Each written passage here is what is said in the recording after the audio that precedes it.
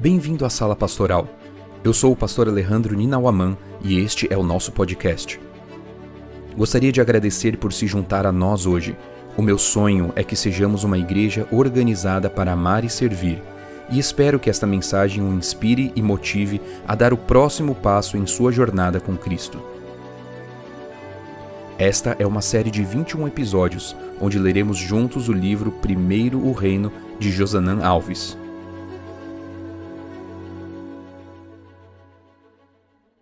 Capítulo 9.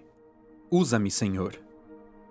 Que a vida e o caráter sejam o mais forte argumento em favor do cristianismo, pois por meio destes serão os homens impelidos a saber a vosso respeito que estivestes com Jesus e dele aprendestes. Ellen G. White. Testemunho não é sinônimo de autobiografia. Quando estamos realmente testemunhando, não falamos de nós mesmos, mas de Cristo. John Stott. Em certa igreja, um homem chamado Carlos foi batizado. A decisão dele não era a mais simples ou fácil a ser tomada. Ele já era um homem experiente e toda a sua vida adulta havia sido mergulhada em todos os tipos de vícios imagináveis. Certo dia, seu vizinho resolveu lhe oferecer estudos bíblicos, na esperança de que o poder do evangelho o libertasse daquela vida de vícios e autodestruição. Quanto poder há disponível no Evangelho? O apóstolo Paulo afirma no início da carta aos Romanos: "Não me envergonho do Evangelho, porque é o poder de Deus para a salvação." Romanos 1,16. O termo usado por Paulo para poder é a palavra grega dynamis. Essa é a expressão que dá origem à palavra dinamite em nosso idioma. O Evangelho é como a dinamite de Deus para nos salvar. Essa dinamite de poder e salvação alcançou Carlos. Ele foi liberto não apenas de um passado de pecado e condenação, mas também dos vícios que o dominavam no presente. Ele se entregou completamente a Jesus e foi tomado pelo desejo de testemunhar sobre sua nova história em Cristo. Sua vida era um testemunho poderoso do poder do Evangelho. As pessoas simplesmente não acreditavam no que viam. Como alguém que vivia sujo, jogado nas calçadas, alheio ao que acontecia na sociedade, estava agora vestindo roupas limpas, andando de cabeça erguida e com um incrível sorriso nos lábios? Geralmente a maioria dos vícios não é solitária, e os amigos de Carlos, que por anos viviam como ele vivera, começaram a procurá-lo para saber o que havia acontecido. Havia uma explicação, e ele estava sempre disposto a compartilhá-la. Ele dizia: "Eu estava morto e revivi, estava perdido e fui achado." Esses amigos de vício começaram a acompanhá-lo à igreja para assistir aos cultos e conhecer o caminho de liberdade experimentado por ele. Eu conheci Carlos em um desses cultos. Fui pregar na igreja pequena que ele frequentava e percebi que em um dos bancos estavam homens com uma clara aparência de embriaguez. Aquilo me chamou a atenção imediatamente. Já encontrei algumas vezes uma ou outra pessoa embriagada no culto, mas nunca havia visto tantos bêbados em um único culto. Durante toda a programação, Carlos ficava sentado perto deles para tentar manter a ordem. Ao final do sermão, foi apresentado aquele homem extraordinário que me contou sua história e a história de seus amigos. Conversei um pouco com eles e em certo momento perguntei o que estavam buscando ao ir para a igreja. Um deles, com os olhos cheios de lágrimas, disse: "Quero ser igual ao irmão Carlos." E os outros concordaram com a cabeça. É claro que eles queriam ser iguais ao Carlos. Eu também quero. A grande verdade por trás da história daquele irmão é que é impossível esconder os resultados da vida de alguém que decidiu entregar-se completamente ao Senhor. Nesse capítulo, iremos refletir um pouco sobre como é a vida de quem decide entregar tudo ao Senhor. Para isso, mais uma vez, a história da viúva pobre nos ajudará. O contexto literário da história da viúva nos ensinará uma grande lição. O contexto literário é o ambiente onde a história está inserida na Bíblia, ou seja, os versos que antecedem o texto lido. Talvez você não saiba, mas inicialmente a Bíblia não foi escrita em capítulos e versos. Marcos não se assentou para escrever o evangelho e disse: agora eu vou escrever o capítulo 7, verso 12, depois o capítulo 7, verso 13. Não, os capítulos e versos foram inseridos posteriormente, quando os livros já estavam agrupados. Um dos objetivos dessa divisão é facilitar a leitura. Imagine encontrar um texto bíblico em meio a mais de 31 mil versos. Seria quase impossível. Por isso, para facilitar a localização e a divisão dos temas, a Bíblia foi dividida em capítulos e versos. Para encontrar os versos, a divisão ajuda muito, mas para entender o contexto em que a história está inserida, nem sempre ajuda.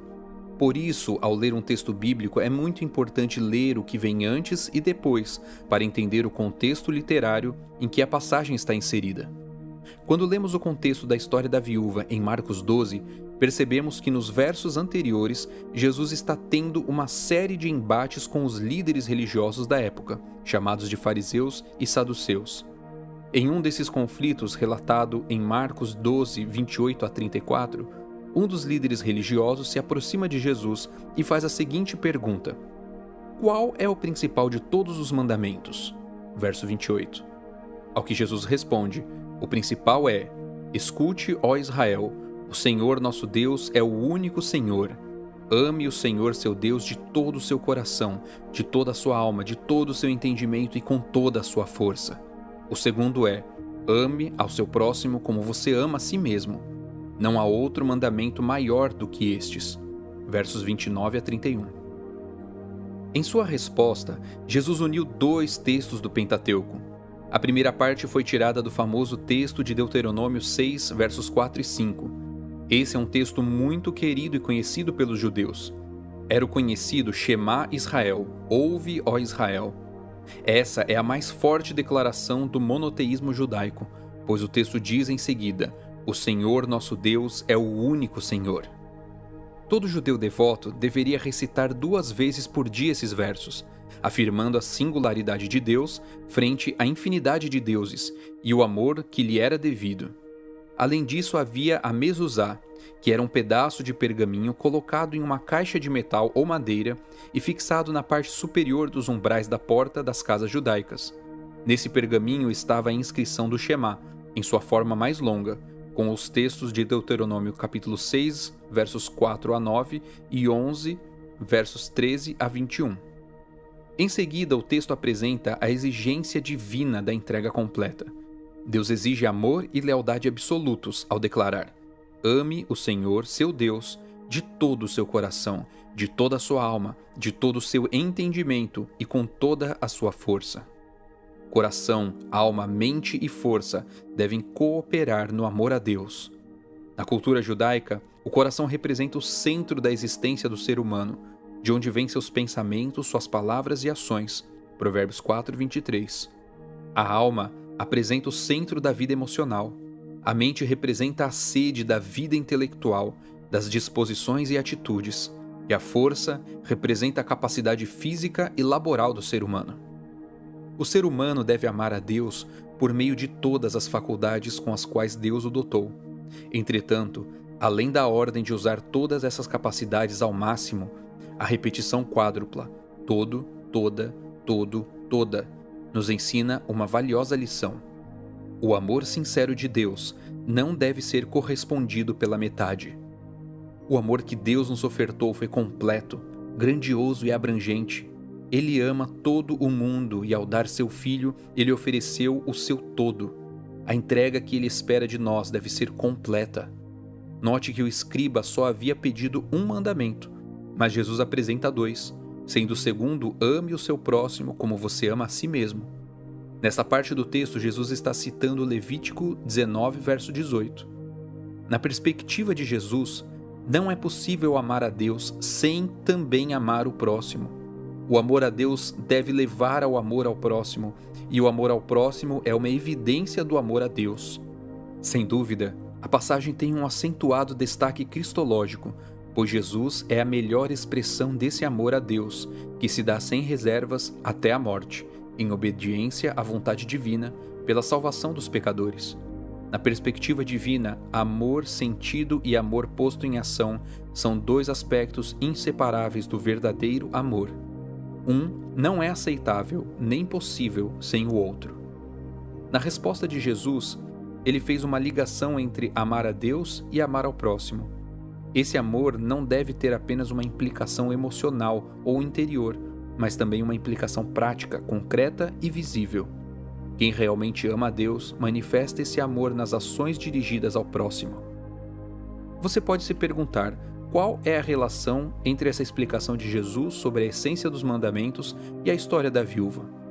Talvez você não tenha notado, mas na história da viúva, Jesus usa 4 vezes a palavra todo. Perceba os versos 43 e 44 do capítulo 12 de Marcos. E chamando seus discípulos, Jesus disse: Em verdade lhes digo que esta viúva pobre lançou na caixa de ofertas mais do que todos os ofertantes, porque todos eles deram daquilo que lhe sobrava. Ela, porém, da sua pobreza, deu tudo quanto possuía, todo o seu sustento. Para mim, não existe coincidência na palavra de Deus. Tudo foi perfeitamente planejado para nos ensinar uma grandiosa lição. Sabe qual é? A viúva era o exemplo prático do que Jesus havia ensinado ao escriba. A teoria se encontrava com a prática. A mais pobre dentre os pobres tornou o templo rico com o seu exemplo. Todos conheciam aqueles 2 textos do Pentateuco. Como vimos, eles tinham que recitar 2 vezes por dia, além de sua lembrança que era acionada toda vez que passavam pela porta da casa. No entanto, o que muitos só conheciam por teoria, aquela pobre viúva demonstrou na prática. Os ricos até estavam doando grandes somas de dinheiro naquele dia, mas não era uma expressão dos 4 todos da lei: todo o coração, toda a alma, todo o entendimento e toda a força. O muito que eles doavam era tirado das sobras. Já o pouco que a viúva doava era tirado de tudo que ela possuía. Eles apenas recitavam decoro o Shema Israel. Ela o vivia na prática. Uma vida que se entrega completamente a Deus é uma força poderosa de atração a Cristo. Foi por isso que Paulo afirmou tantas vezes: sejam meus imitadores. 1 Coríntios 4:16, 11, verso 1, Filipenses 3:17, 1 Tessalonicenses 1, verso 6. Por isso, a história do meu amigo Carlos é tão atrativa. Por isso o exemplo da viúva é tão atual. Precisamos tomar uma decisão. Vamos pedir ao Senhor que nossa vida seja um testemunho vivo de uma entrega completa. Que as pessoas vejam em nós, não a teoria da verdade, mas a verdade na prática. Faça uma pequena oração, fazendo esse pedido a Deus com as suas palavras.